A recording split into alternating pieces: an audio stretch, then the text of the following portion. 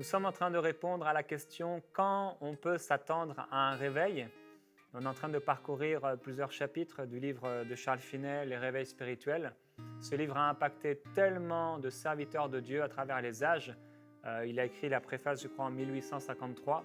Et depuis cette année-là, ce livre a été une énorme source de bénédiction à travers les générations, à travers les âges, dans bien des ministères, chez bien des croyants.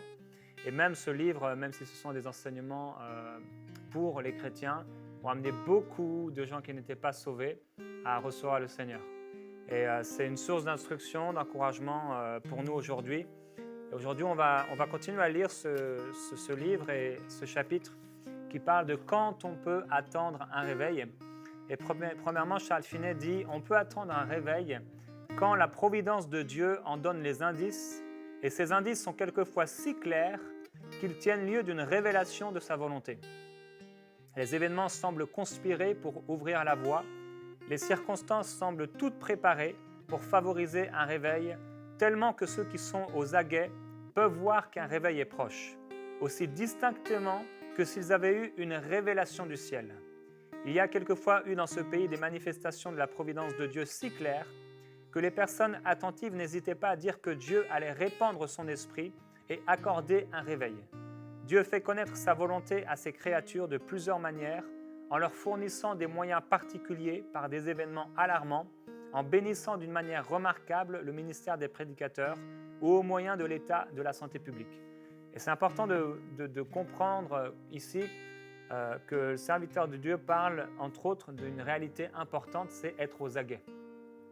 On peut passer à côté du réveil, on peut rater le réveil, mais on peut aussi entrevoir le réveil, discerner le réveil et être de ceux qui vont propager la bonne nouvelle du réveil. Le réveil vient et à ce moment-là, si je suis aux aguets, si je suis sensible et vigilant, si je suis une personne qui prie régulièrement pour le réveil, il est certain et évident qu'avant que le réveil vienne, Dieu me le dira et je serai une des personnes de qui Dieu pourra utiliser pour parler de ce réveil et pour préparer le cœur de son Église. Et c'est vraiment important, si Dieu veut envoyer, certainement il le veut, mais s'il est sur le point de le faire parce que des gens ont prié, envoyez le réveil dans votre communauté, dans votre Église peut-être, dans votre région ou peut-être même dans votre pays, que vous puissiez savoir ce que Dieu va faire. Deuxièmement, on peut attendre un réveil quand la dépravation des méchants humilie et afflige les chrétiens. Quelquefois, ceux-ci ne paraissent pas s'inquiéter de la perversité qui les entoure, ou s'ils en parlent, c'est avec froideur, indifférence et sans compassion, comme s'ils désespéraient de la possibilité d'un changement. Je veux tellement voir le réveil, tellement expérimenter le fait de pouvoir sortir simplement d'une réunion et de voir des chrétiens, des chrétiennes qui ne sont pas sortis de l'Église, mais qui continuent d'être l'Église partout où ils vont. Souvent, ce que nous voyons, ce sont des gens qui vont à l'église, ils arrivent peut-être à 10h, à 9h, à 8h, ils entrent dans l'église, ils se mettent à chanter, ils se mettent à écouter passivement la parole de Dieu, et ils ressortent de l'église et ils commencent à parler de tout et de rien. Et l'église réveillée, c'est une église qui, lorsqu'elle sort, entre guillemets, des 4 murs de ce qu'on appelle église, c'est une église qui continue à parler de Jésus. C'est une église qui continue à exhorter, qui continue à prier, qui continue à encourager, qui continue à parler de Jésus, à chercher sa volonté, qui continue à s'instruire, à parler de telle et telle révélation qu'il a reçue. Et c'est vraiment l'église que Dieu désire. Une église qui est consacrée, une église qui ne joue pas simplement le dimanche matin à faire telle et telle chose, mais une église qui est amoureuse de sa présence. Et on peut attendre un réveil quand la dépravation des méchants humilie et afflige les chrétiens, et quand ceux-ci paraissent vraiment indifférents, sans compassion par rapport aux gens qui les entourent. Et si souvent l'Église a été sans compassion par rapport aux perdus. Ils sont disposés à blâmer les pécheurs plutôt qu'à éprouver les compassions du Fils de Dieu. D'autres fois, au contraire, la conduite des méchants pousse les chrétiens à la prière. Elle les brise, elle les remplit de tristesse et de compassion, à tel point qu'ils peuvent pleurer jour et nuit, et qu'au lieu de leur faire des reproches, ils intercèdent pour eux avec instance auprès du Seigneur. C'est alors que vous pouvez attendre un réveil. Et il est clair et évident que tant que l'Église ne va pas prier profondément et entrer dans cette intercession, dans cette vie de prière que le Seigneur a pour elle, aussi longtemps l'Église ne sera pas réveillée et n'expérimentera pas dans le monde un réveil. Et il dit, c'est alors que vous pouvez attendre un réveil, et en réalité, il a déjà commencé. Et c'est vrai. Quand les gens dans l'Église, quand Dieu trouve dans l'Église des hommes et des femmes qui prient cette prière d'intercession, non pas une fois par mois ou une fois par an, mais cela devient un fardeau pesant sur eux. Ils prient pour les perdus comme si Dieu ne pouvait pas refuser de répondre à leurs prières, comme s'ils préféraient mourir plutôt que de ne pas voir la gloire de Dieu et le réveil s'installer dans leur vie. Alors à ce moment-là, on peut dire qu'effectivement, le réveil a commencé. Le réveil dans la vie de la personne qui prie, puis le réveil dans l'Église et puis le réveil dans le monde. Quand les méchants s'opposent fortement à la religion et que cela fait tomber les chrétiens à genoux et les fait crier à Dieu avec larmes, vous pouvez être certain qu'il y aura un réveil. Et c'est ce qu'on peut voir avec la persécution, combien parfois la persécution a amené des vagues, des vents de réveil et des mouvements de réveil, parce que les méchants ont été si méchants et si opposés à la foi que cela a amené l'Église à s'humilier devant Dieu, à le rechercher plus que jamais. Et Dieu a envoyé un souffle du Saint-Esprit. Et ça se passe souvent effectivement dans des temps de persécution. La méchanceté peut paraître avoir le dessus, mais il n'en faut pas conclure qu'il n'y aura point de réveil. C'est souvent le temps de Dieu pour opérer. C'est quand l'ennemi vient comme un fleuve que l'Esprit de l'Éternel lève l'étendard contre lui. Souvent, les premiers indices d'un réveil sont les efforts du démon pour s'opposer à l'Évangile par un moyen nouveau. Parfois, ça peut être des lois. Il en résulte invariablement ceci, ou bien les chrétiens sont portés vers Dieu, ou ils sont emportés davantage loin de lui pour chercher du secours dans des moyens charnels. Il y a certains pasteurs, par exemple, qui vont commencer à se faire amis avec des maires, avec la politique, et ce n'est pas un problème en soi, mais souvent, ce qui va animer ces personnes, c'est rechercher l'approbation d'un homme, d'un parti politique, et ce n'est pas toujours bon. Et en fait, c'est très peu souvent bon, parce que d'une certaine façon, ils cherchent l'approbation des hommes. Et il faut d'abord avoir l'approbation de Dieu. Ensuite viendra certainement parfois l'approbation des hommes, mais en tout cas, il faut une chose, l'approbation de Dieu dans notre vie. Les manifestations les plus audacieuses de la méchanceté des impies sont fréquemment suivies d'un réveil. Si les chrétiens comprennent qu'il n'y a d'espérance qu'en Dieu, et s'il leur reste assez de piété pour s'occuper de la gloire du Seigneur et du salut des impénitents, il y aura certainement un réveil.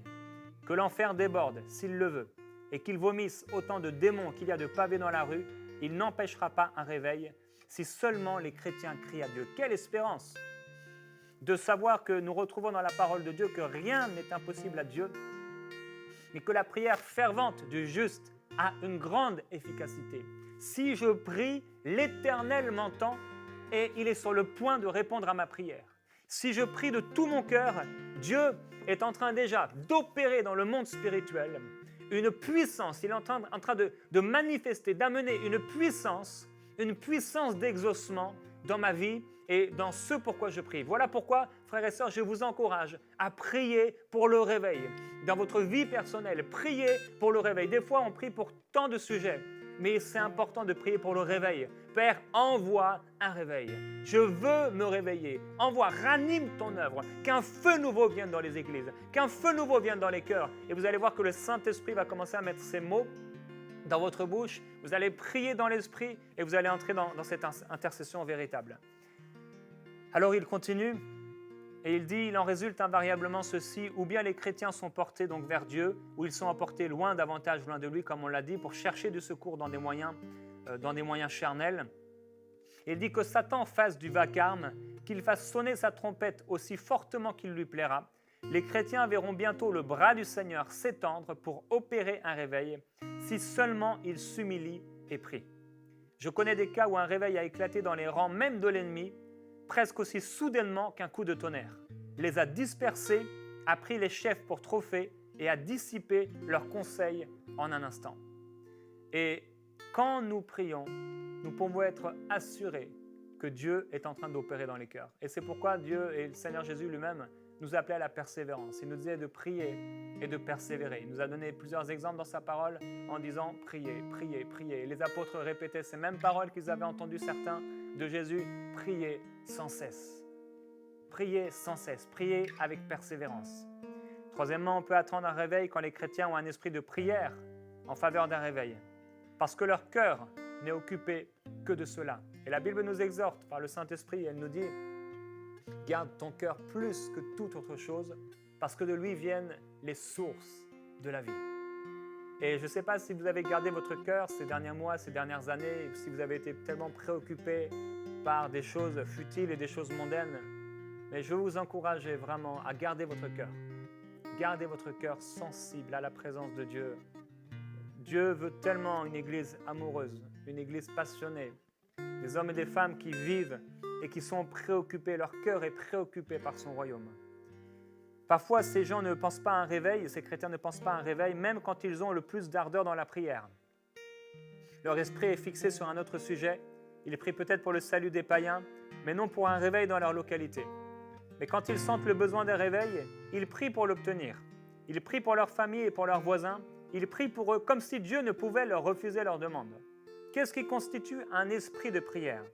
Est-ce que c'est beaucoup de prières et de paroles pleines de chaleur? Non. La prière est un état du cœur. L'esprit de prière est une anxiété de l'âme, remplie d'un désir continuel du salut des pécheurs. Et c'est un prix à payer que d'accepter le fardeau de Dieu. C'est un prix pour notre âme. C'est un prix pour notre corps. C'est un prix pour notre vie. Il en est comme d'un homme d'affaires accablé par les soucis de son entreprise. Et j'ai beaucoup aimé cet exemple. Parce que parfois on se dit, mais c'est quoi cet esprit de prière? C'est quoi penser à Dieu ou être rempli du Saint-Esprit ou être préoccupé par le royaume de Dieu? Ici, il donne simplement cet exemple de cet homme d'affaires. Il dit, c'est comme un homme d'affaires accablé par les soucis de son entreprise. Un chrétien qui a l'esprit de prière est anxieux pour les âmes, c'est l'objet constant de ses pensées. Il agit comme s'il avait un poids sur le cœur. Il y pense pendant le jour et il en rêve la nuit. Voilà ce que c'est que de prier sans cesse. Ces prières semblent découler de son cœur. « Ô Seigneur, fais revivre ton œuvre. » Quelquefois, ce sentiment est extrêmement profond. On a vu des personnes tellement courbées sous ce poids qu'elles ne pouvaient être ni debout ni assises. Là, on parle de l'agonie dans la prière. Je pourrais nommer des hommes forts et vigoureux, accablés de douleur en voyant l'état des méchants. Ce sentiment n'est pas toujours aussi profond, mais il est plus commun qu'on ne le suppose.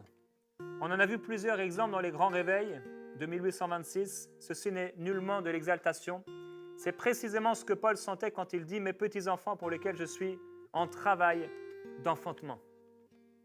Et ça se trouve dans Galates au chapitre 4, verset 19, où l'apôtre Paul va parler effectivement de ce travail d'enfantement. On en avait parlé un peu la semaine dernière, on a parlé de cet esprit de prière, on a parlé de l'agonie. Et aujourd'hui, on continue. Il dit « J'ai entendu parler d'une personne qui priait instamment pour les pécheurs et qui tomba dans un tel état d'âme qu'elle ne pouvait vivre sans prière. Elle ne pouvait trouver de repos ni jour ni nuit que lorsque quelqu'un priait. Alors elle était tranquille. Mais si l'on cessait de prier, elle était de nouveau en agonie jusqu'à ce qu'on recommence à prier. Cet état dura 2 jours. Elle remporta alors la victoire et son âme fut soulagée.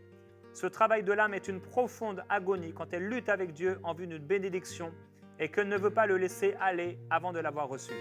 Je ne prétends point affirmer qu'il n'y ait vraiment un esprit de prière que là où se trouve une pareille détresse, mais seulement que ce souci profond, continuel et ardent de l'âme pour le salut des pécheurs constitue l'esprit de prière en faveur d'un réveil.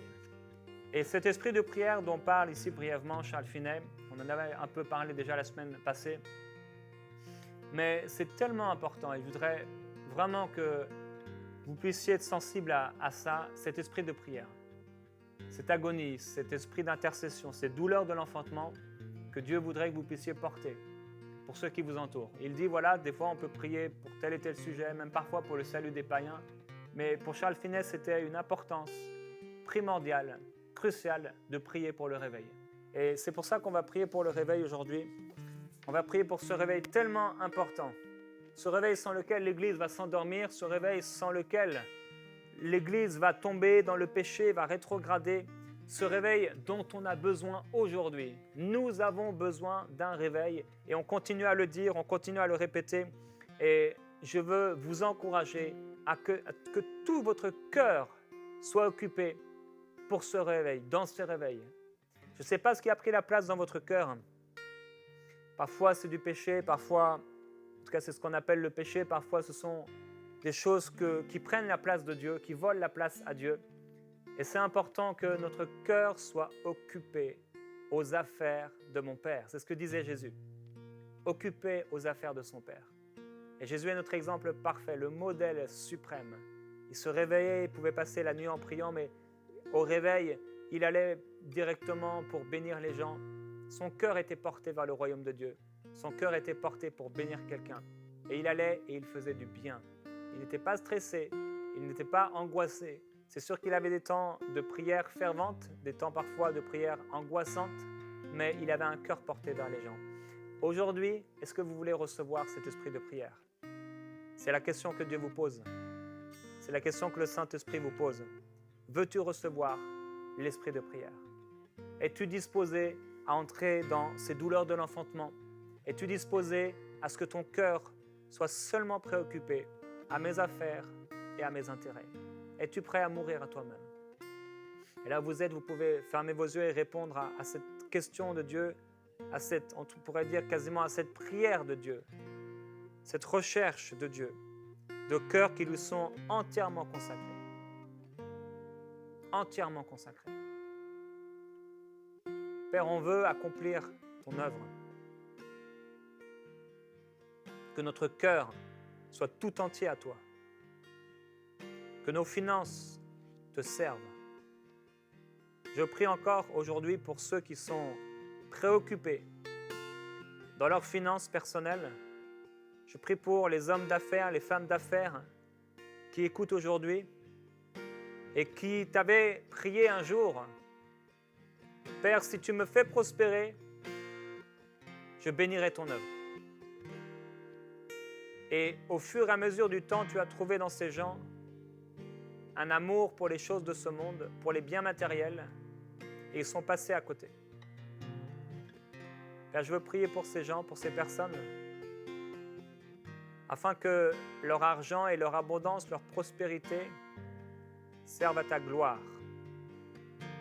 Tu dis dans ta parole que l'or et l'argent t'appartiennent, que tout est à toi, les animaux des champs, toute colline, toute montagne, tout arbre, tout est à toi et tout t'appartient.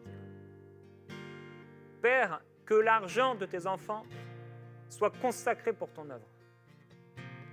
Que l'argent de tes fils et de tes filles te soit entièrement consacré. Aujourd'hui, prends la décision, si c'est toi, de consacrer l'argent qu'il a mis dans tes mains et l'abondance qu'il t'a donnée, la prospérité financière qu'il t'a donnée, que tout cela soit dans ses mains, cela ne t'appartient pas. Cela ne t'appartient pas. Et pendant ce temps de prière, tu peux simplement remettre à Dieu les choses que tu as commencé à prendre comme si c'était à toi. Les choses que tu as commencé à gérer comme si c'était ton argent. Sanctifie ces choses en les remettant au Seigneur. Sanctifie-les par la vérité. Sanctifie-les en remettant ton entreprise, tes biens, les choses qu'il t'a données, le matériel, l'argent. Donne-le au Seigneur. Parce que là aussi, dans tes affaires, il y a besoin d'un réveil. Dans tes entreprises, il y a besoin d'un réveil. Dans la gestion de ton argent, il y a besoin d'un réveil. Et au-delà de ces choses matérielles, parce qu'elles ne sont qu'éphémères, elles ne sont que de peu d'importance, mais elles peuvent entraver ce qui est tellement important, notre cœur. C'est pourquoi il faut enlever de notre cœur ces choses qui prennent la place de Dieu et qui nous empêchent d'entrer dans cet esprit de prière.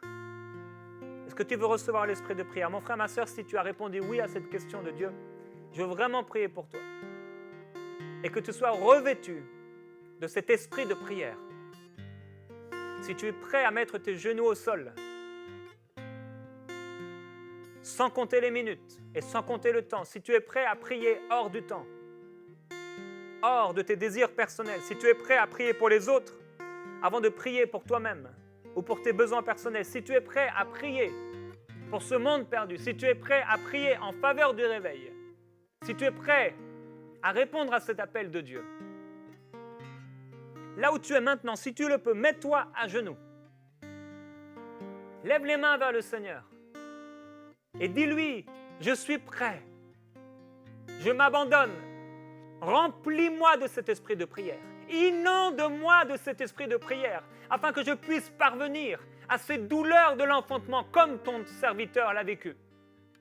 afin que le réveil puisse se manifester partout autour de moi. Père, c'est ma prière, je prie pour ces personnes, afin que tu mettes en eux cet esprit de prière, que leur cœur ne soit pas chargé des choses de ce monde, mais que leur cœur soit chargé de ton royaume et d'un désir de justice, d'un désir de réveil, d'un désir de salut. Glorieux Jésus-Christ, rien ne t'est impossible. Tu es le Dieu de tout est possible. Tu es capable de raffermir, tu es capable de faire revivre les esprits morts, tu es capable de faire revivre tous ceux qui se sont endormis. Il y a maintenant une personne qui regarde. Tu es complètement endormi. Tu es un chrétien endormi. La prière pour toi, ce n'est pas intéressant, c'est inintéressant. Aller à l'église, c'est inintéressant. Et Dieu veut te réveiller aujourd'hui. Là où tu es, c'est à toi que Dieu parle maintenant. Dieu s'adresse à toi. Et tu peux dire, oui, c'est moi maintenant. Je veux me soumettre à Dieu parce que tu dois te soumettre à lui. Et le Saint-Esprit va se glorifier dans ta vie. Tu vas maintenant, d'ici quelques minutes, quelques heures, expérimenter la présence et la puissance de Dieu, comme tu n'avais jamais imaginé.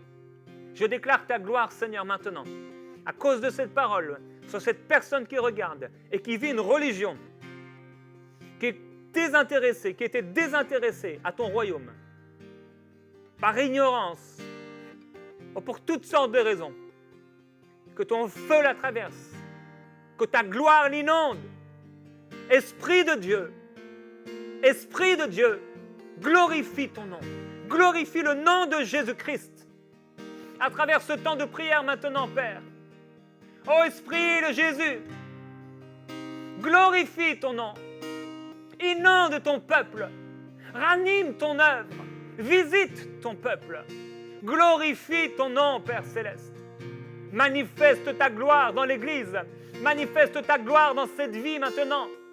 Qu'il soit rempli, inondé, métamorphosé, transformé. Amène ce frère, cette sœur, dans une dimension nouvelle. Cette personne qui écoute maintenant, dans une dimension nouvelle, dans un esprit de prière et d'intercession. Imaso, lipele chokobliwa liamaso, ikomambweli di sotolomai tebeleboa. Là où les anges glorifient l'agneau, là où les anges servent le Seigneur, là où il inonde notre âme dans son esprit, d'une rivière, d'une joie nouvelle, d'une paix surnaturelle, où rien n'est éphémère, où tout est éternel. Place ton peuple, Seigneur, dans cette dimension supérieure, dans une dimension de gloire, dans une dimension de paix, là où les anges célèbrent ton nom, là où ta face peut être vue, là où ton visage peut être vu, là où ton regard inonde l'âme qui la regarde de joie, d'une gloire éclatante.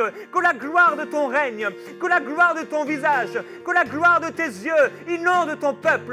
Que la gloire qui est en toi, Père, et les profondeurs de ton cœur, les profondeurs de ton amour, puissent immerger, inonder l'esprit de ton peuple, puissent immerger l'âme de ton peuple, puissent immerger les pensées de ton peuple. Oh mon amour et mon Dieu, Dieu éternel, tu es le plus beau des fils de l'homme, tu es le créateur du ciel et de la terre, tu es l'alpha et l'oméga, ton trône, oh Dieu, est éternel, ton trône ne faiblira pas, et ton royaume ne faiblira pas. Mais dans cette génération, tu enverras un réveil. Dans cette génération, tu glorifieras ton nom. Dans cette génération, encore et encore, tu lèveras des serviteurs, tu lèveras des servantes, et tu te glorifieras à travers eux. Tu manifesteras ton règne à cause de ton regard, à cause de ta puissance. Ton trône, ô Dieu, est bâti sur l'équité et la justice.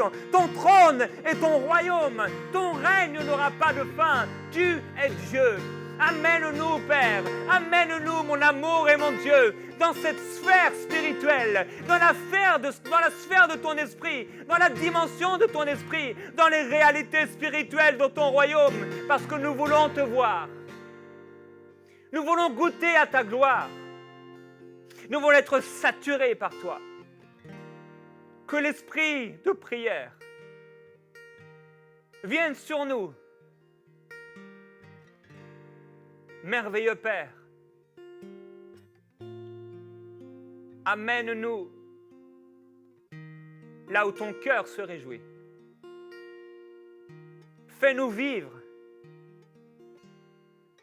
dans notre présent d'une manière qui te soit agréable pleinement. Que le péché ne soit même pas mentionné. Que le péché ne soit plus présent dans notre vie. Mais que toute notre vie soit un sacrifice, un parfum de bonne odeur pour toi. Père, c'est ma prière. Glorifie ton nom. Glorifie ton nom. Glorifie ton nom. Que ta puissance et que ton feu descendent dans le cœur de ton peuple.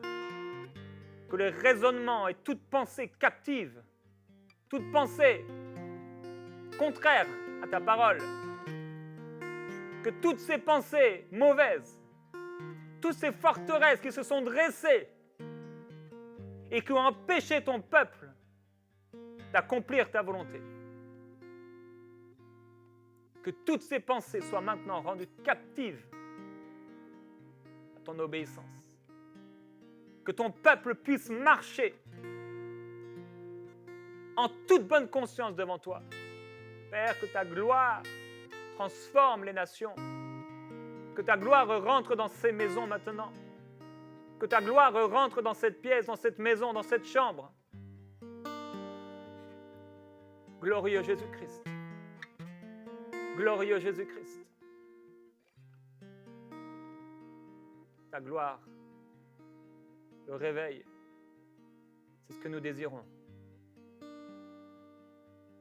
Nous prions pour le réveil, Père.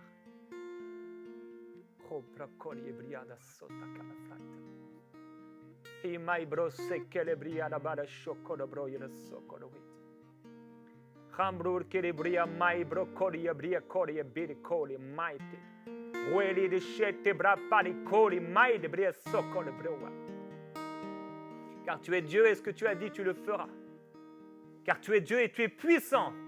Et aucun homme, aucun esprit impur, aucune ténèbre ne pourra t'empêcher d'accomplir ce que tu as prévu. Père, merci. Merci.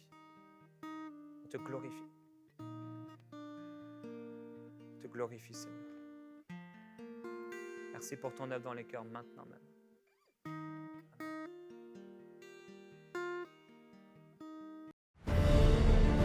Envoyez-nous vos sujets de prière à prière@enseigne-moi.com.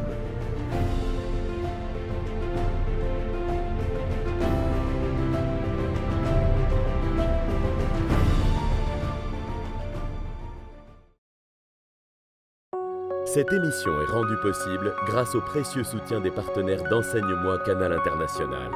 Retrouvez tous nos programmes sur enseigne-moi.com.